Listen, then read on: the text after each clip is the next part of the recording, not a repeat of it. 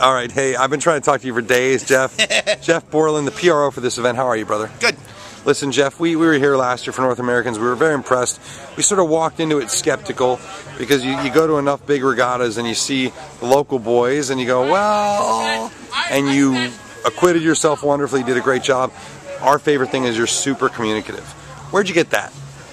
I've been around the world. I've actually done a lot of different events. I've learned from a whole lot of different people that are excellent at it. And Peter Reggio is a good friend and has taught me a lot. Learned, done a lot of events with him. So. Did he tell you to watch out for me? Well, everybody does, but that's just the way that is.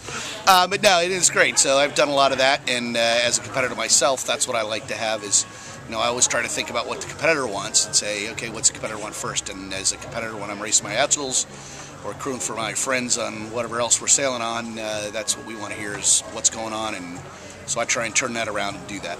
You've got 6 days, 2 down, 4 races in. What's your goal for the event? All 12 races. All 12 races.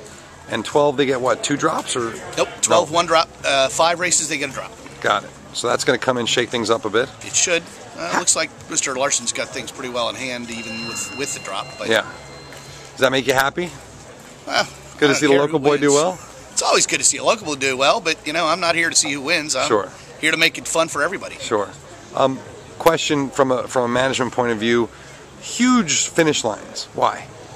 I think they're doing a little longer finish line. Just we have to keep it. It's got to be at least 7 boat lengths. I mean, if you think about it that way, from the rules perspective, get the 2-3 boat length circles, and they make them a little longer just because the downwind, especially those big jibe angles. If you make it real short, the jibe angles get real tight, and the boats get a lot closer, and it gets a little more dangerous. So they've fed the line a little longer, just to try and keep it clean, so that people aren't aiming right at each other and it getting really kind of dicey. Fair enough. One thing that we haven't seen here that we see at almost every big Melges regatta is a lot of general recalls, I flags, Z flags. We haven't seen that hardly at all. I don't think you had a single I flag up, have you? No, not so far in the Worlds. We did in the pre-Worlds. In the pre-Worlds, we did. We went to I and then I and Z at one point.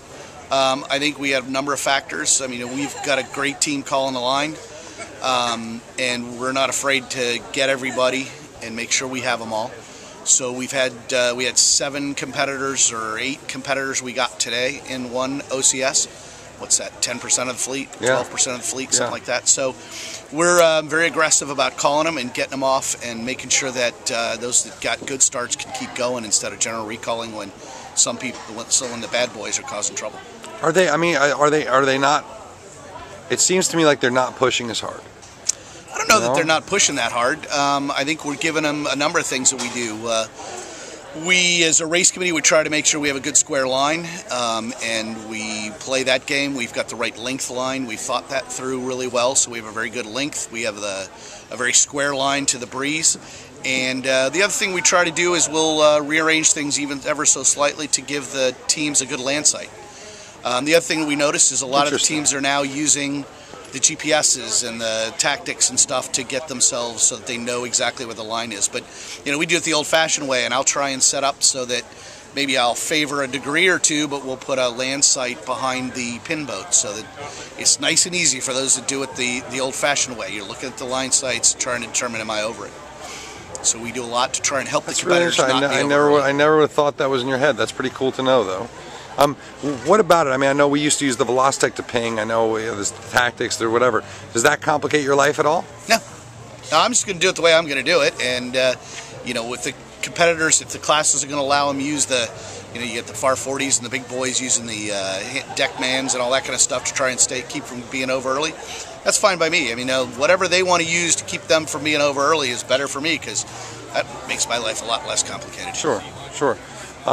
I know Luigi often will run a 1.8 or a 2 mile first beat, and then he'll shorten up the next beat to try and just squeeze out a few more races. You going to plan to go to that at all? We may do that. We've been given a pretty strong message from the class hierarchy that they really want the time to be about 90 minutes. So we're really kind of looking at that.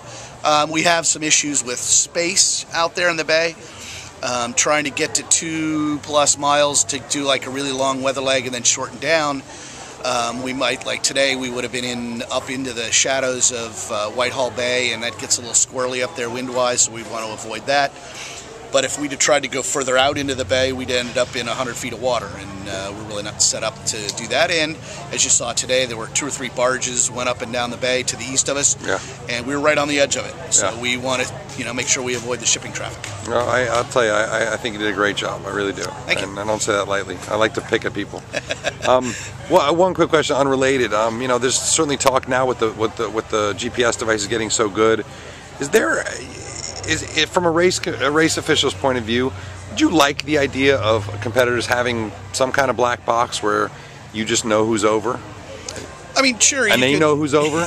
That'd be nice, but from a technological standpoint, as a computer guy myself, that, sure, you can start to design that black box and figure that out, but until the technology comes down in price, trying to require every person, every boat to carry one, it's a big outlay. It gets a little tough, and it's a big outlay for all the competitors. And to be honest, I enjoy sighting the line. I enjoy calling the line and getting it right. So a rifleman. Yeah, exactly. It kind of, it's kind of fun. Did you hear this news that I just got called about the America's Cup today? No. Well, apparently they're not going to the United Arab Emirates. Well, at this point, it's going to do what it's going to do, and fair enough.